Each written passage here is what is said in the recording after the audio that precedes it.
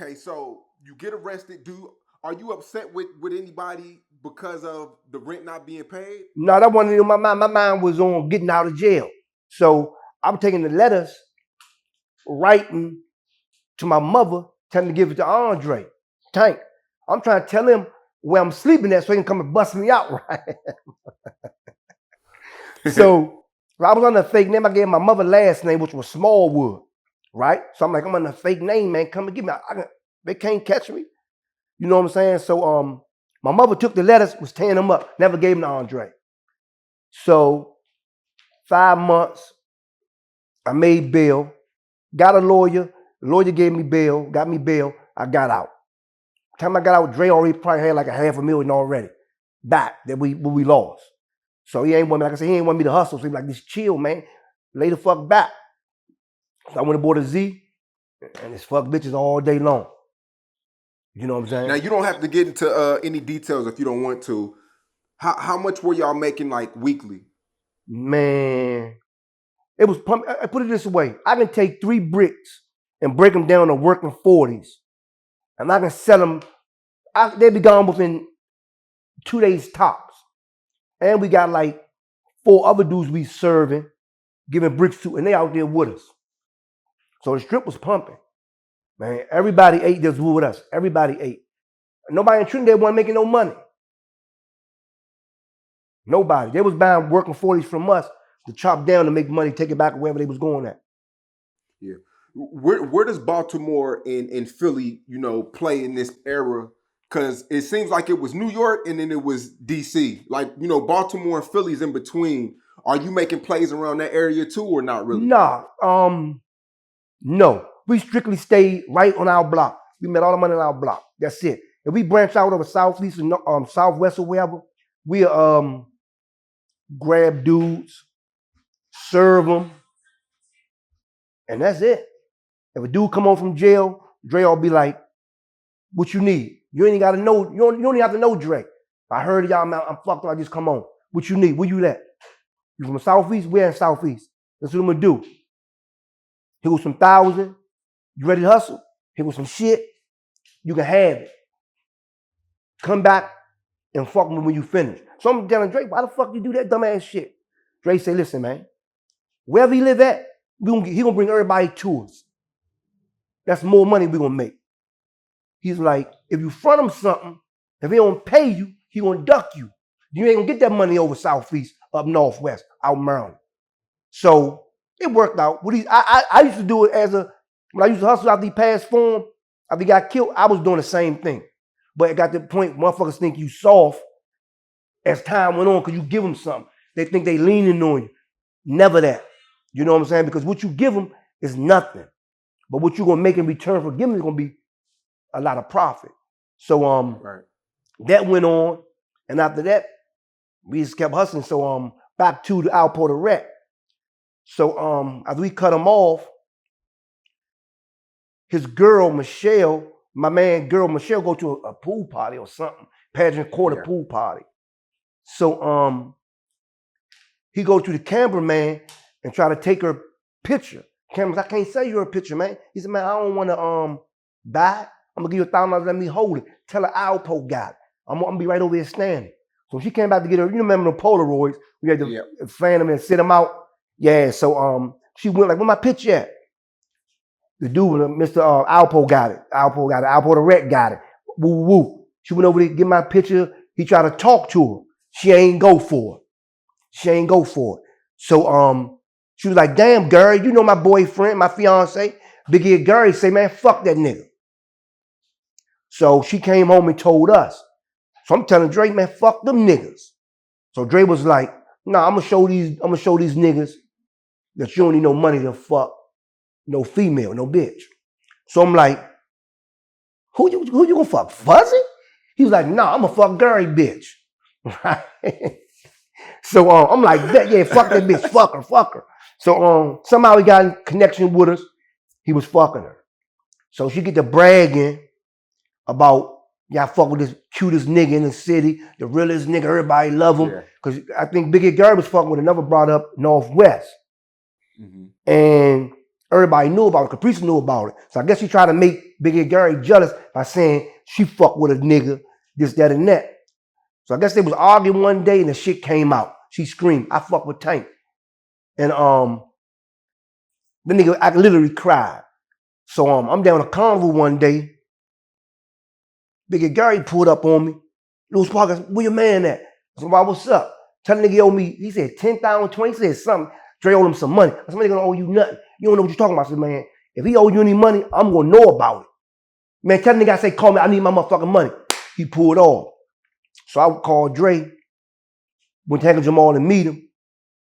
Dre said, man, I don't owe him no money. I know what it's about. Dre said, I know what it's about.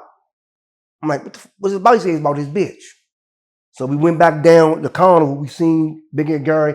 I think he had a 300 stealth, turbo twin stealth. He U-turned, we pulled over, they was talking. I was in the car. So Big Ed Gary had somebody in the car with him. They talked for like 20 minutes. The little youngin got out. So I got out with my gun in my hand. Big Ed Gary, man, you put a gun out on people's pockets, man. Get your man. So Dre trying to tell me to get back in the car. I'm telling Dre, I'm not getting back in the car. That's youngin get back in the car. So we went like 1 or 2 minutes. It seemed long, but it wasn't. So he got back in the car. I got back in the car. 20 minutes later, they shook hands. So we get in the car. I said, man, what the fuck that shit about? He said, man, we supposed to be cool. I'm fucking this bitch. And he talked about this girl all day. That's the coolest nigga. If was something would happen to me, I wouldn't mind you fucking with a dude like him. You turn around, you fucking my bitch. So he asked Dre to stop fucking this bitch. They shook on it. Dre said, I ain't fucking no more. So when I'm in the car, looked at Dre and was like, you want to stop fucking this bitch? He was like, I said, you got one more time? He said, one more last time. Right? So he fucked her one last time. He fucked her one more last time and cut her off completely.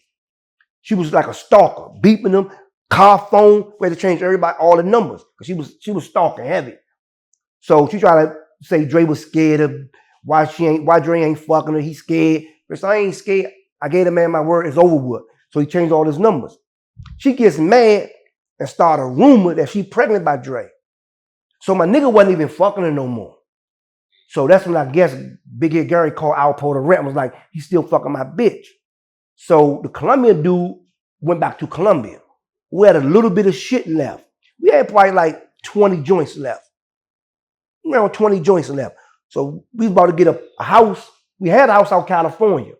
Dre had a business called AJ Promotions. Right. And we about to go out Cali and start trying to rap. So Dre was like, I'm going back one last time for some free money, some extra money.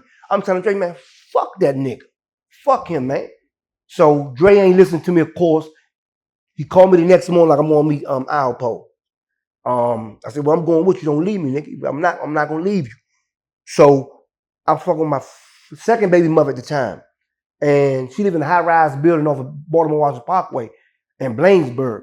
So I can look on the balcony and see the cars. So I'm like, man, don't leave me. I'm counting the money now, man. I'm counting the money. I said, man, I called him like early 10 minutes. Man, stop calling, nigga. I'm gonna call you when I leave. So I laid back, got some pussy, got some head. He never called me. Man, when they shot my man, I felt that shit, man. You feel me? When they shot me, I'm laid back, my baby mother washing my gangster up and shit. Man, something hit me. I was like, bitch, my nigga. Jumped up, I called everybody looking for him. So we went to all the spots we meet out where me and my nigga met Alpo the Red at.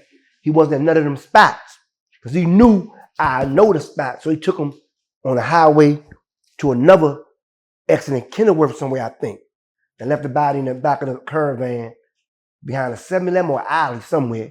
So the time we went looking for him, his father came back and was like, the morgue called us. They got Robert Johnson body over there, which is Dre's brother, which Dre was using his license. Right. So we went over there, me, Rab, and his father went over there and viewed the body. It was my nigga. So after that, it was on.